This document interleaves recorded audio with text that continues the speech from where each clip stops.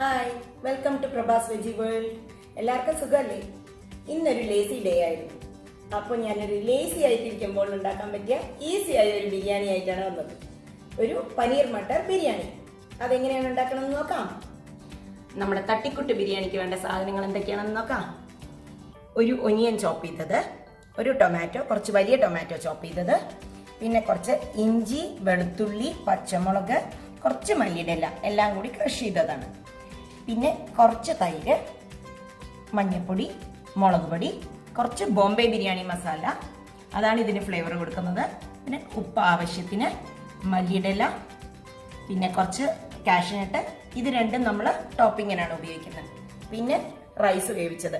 Rice വേവിക്കുമ്പോൾ തന്നെ ഞാനതിൽ കുറച്ച് ഹോൾ മസാലാസ് ആയിട്ടുള്ള പട്ട, ഗ്രാമ്പൂ, ഏലക്കായ ഒക്കെ ഇട്ടിട്ട് വേവിച്ച് വെച്ചതാണ്. പിന്നെ ഗ്രീൻ പീസ് വേവിച്ചത്, പനീർ, കുറച്ച് നെയ്യും കുറച്ച് എണ്ണയും. ഇനി നമുക്ക് എങ്ങനെയാണ് ഇത് ഉണ്ടാക്കേണ്ടതെന്ന് നോക്കാം. നമുക്ക് ഒരു പാത്രം വെച്ചിട്ടുണ്ട്. അതിലേക്ക് കുറച്ച് നെയ്യും കുറച്ച് ഓയിലും ആദ്യം മിക്സ് ചെയ്യാം.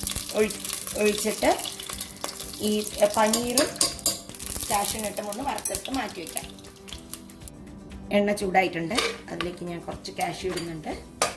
ഇതേ എണ്ണയിൽ തന്നെ നമുക്ക് പനീറും വറക്കാം. പിന്നെ ബാക്കി ഒനിയനും ബാക്കിയുള്ളതൊക്കെ സോട്ട് ചെയ്തെടുക്കുകയും ചെയ്യാം. അപ്പോൾ കാഷ്യൂ ആയിട്ടുണ്ട്. നമുക്കിതെടുത്ത് മാറ്റാം. അതേ ഓയിലിലേക്ക് ഞാനിങ്ങനെ പനീർ ഇട്ടിട്ടുണ്ട്. പനീർ ഒരുപാട് സോട്ടാവണ്ട, ഹാർഡായി പോവും. അതുകൊണ്ട് അതിൽ ജസ്റ്റ് ഒന്ന് ആക്കിയെടുക്കാം നമുക്ക്. അപ്പോൾ പനീർ ആയിട്ടുണ്ട്. നമുക്ക് എടുത്ത് മാറ്റാം. ഇനി നമുക്കിതിലേക്ക് ഈ ചോപ്പ് ചെയ്ത് വെച്ചിട്ടുള്ള, ക്രഷ് ചെയ്ത് വെച്ചിട്ടുള്ള ഇഞ്ചിയും വെളുത്തുള്ളിയും അതിൻ്റെ പേസ്റ്റിനെ ഇടാം.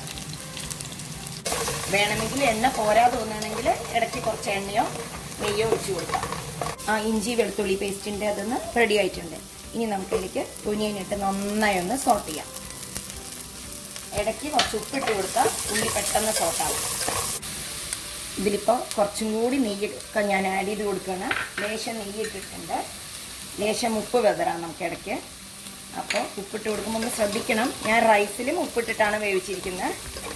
റൈസ് വേവിക്കുമ്പോൾ ഉപ്പിട്ട് വേവിച്ചാൽ അധികം ബസ്മതി റൈസ് പൊടിഞ്ഞു പോവില്ല. ഞാൻ ഏകദേശം ആയിട്ടുണ്ട്. ഇതിങ്ങനെ ചുവന്ന് ഫുള്ളായിട്ട് ആവണമെന്നൊന്നും ഇല്ല കേട്ടോ. ഇതിങ്ങനെ ആയിക്കഴിഞ്ഞാൽ ഒരു പച്ചമണമൊക്കെ മാറി ഈ അവസ്ഥയിലായിക്കഴിഞ്ഞാൽ നമുക്ക് ടൊമാറ്റോ ഇട്ട് കൊടുക്കാം. ടൊമാറ്റോ നന്നായിട്ട് ആവണം. നന്നായി വെന്തുടയണം.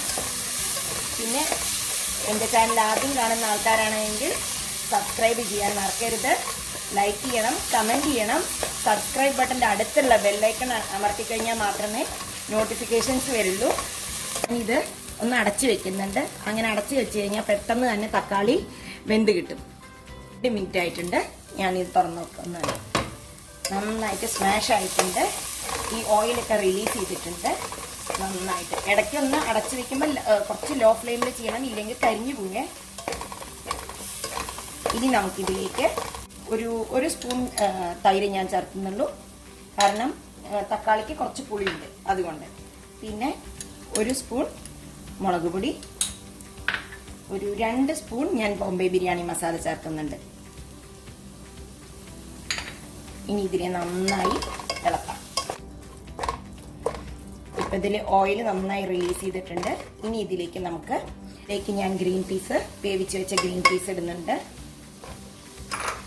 നമുക്കിതിലേക്ക് ഗ്രീൻ പീസും വറുത്ത് വെച്ച പനീറും ഇടാം. ഞാൻ പനീറും ഇട്ട് കൊടുത്തിട്ടുണ്ട്. ഇതിലിപ്പോൾ നമ്മൾ ആദ്യം ആ പനീറിനും കാഷ്യൂനട്ടും വറുക്കാൻ ഉപയോഗിച്ച ഓയിലും പിന്നെ 1 സ്പൂണും കൂടി ഞാൻ ഉപയോഗിച്ചിട്ടുള്ളൂ.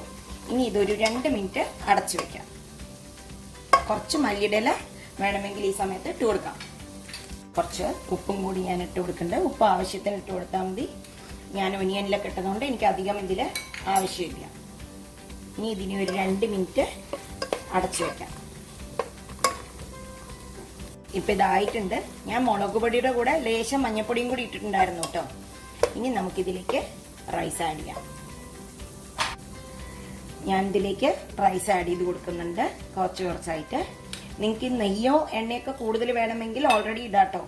ഞാനിതിൽ കുറച്ചേ കാണിച്ചിട്ടുള്ളൂ, കുറച്ചേ ഇടുന്നുള്ളൂ. അപ്പം ഡിഷസൊക്കെ ഉണ്ടാക്കുന്നതൊക്കെ ഇഷ്ടമായിട്ടുണ്ടെങ്കിൽ ഒരു കമൻറ്റ് ഇടണേ. അപ്പം നിങ്ങളുടെയൊക്കെ ഫീഡ്ബാക്ക് കിട്ടുന്നതിനനുസരിച്ച് എനിക്ക് ചെയ്യാമല്ലോ. ഇതിനെ നന്നായിട്ട് മിക്സ് ചെയ്ത് കൊടുക്കാം. എന്നിട്ട് ഒരു 5 മിനിറ്റ് ഇതേപോലെ അടച്ചു വെച്ച് കഴിഞ്ഞാൽ നമ്മുടെ തട്ടിക്കൂട്ട് ബിരിയാണി റെഡി ആവട്ടോ. നല്ല ഫ്ലേവറാണ്, സിമ്പിളായിട്ട് ഉണ്ടാക്കാം, ഒരുപാട് ടൈമൊന്നും ആവശ്യമില്ല. എല്ലാം നന്നായി മിക്സ് ആയിട്ടുണ്ട്. ഇനി നമുക്ക് കുറച്ച് മല്ലിയുടെ ഇല ഇട്ടിട്ട് ഇതിനെ ഒന്ന് ഒരു 5 മിനിറ്റ് അടച്ചു വെക്കാം. ഒരുപാട് ദമ്മൊന്നും വരേണ്ട ആവശ്യമില്ല, ഇതിപ്പോൾ തന്നെ കഴിക്കാം. ഒരു 5 മിനിറ്റ് വെക്കാം. അപ്പോൾ ഇതൊരു 5 മിനിറ്റ് കഴിഞ്ഞിട്ടുണ്ട്. നമുക്കിതൊന്ന് ഇളക്കി നോക്കാം. കേട്ടോ, നന്നായിട്ട് നല്ല റെഡിയായി വന്നിട്ടുണ്ട്. നല്ല ടേസ്റ്റി ആയിരിക്കും, എല്ലാവരും ട്രൈ ചെയ്യണേ. നമുക്കിനി ഇതിനെ കുറച്ച് മല്ലിയുടെ ഇലയും ഈ വറുത്ത് വെച്ച കാഷ്യൂ ഇട്ടിട്ട് ഡെക്കറേറ്റ് ചെയ്യാം. കാഷ്യൂവിൻ്റെ കൂടെ കിസ്മിസ് വേണമെന്നുള്ളവർക്ക് അതും ആഡ് ചെയ്യാം. നമ്മുടെ ബിരിയാണി സൂപ്പറായിട്ട് റെഡി ആയിട്ടുണ്ട്. അപ്പം എല്ലാവരും ട്രൈ ചെയ്ത് നോക്കൂ. അപ്പം നമുക്ക് അടുത്ത വീഡിയോയിൽ കാണാം. Bye bye.